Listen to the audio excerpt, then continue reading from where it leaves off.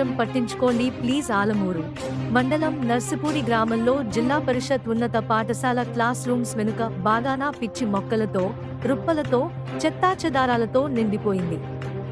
రోజులు గడుస్తున్నాయి కానీ పట్టించుకునే నాథుడే కరువయ్యాడు. పాములు, జర్రెలు వస్తున్నాయని విద్యార్థినులు, ఉపాధ్యాయులు భయాందోళనలకు గురవుతున్నారు.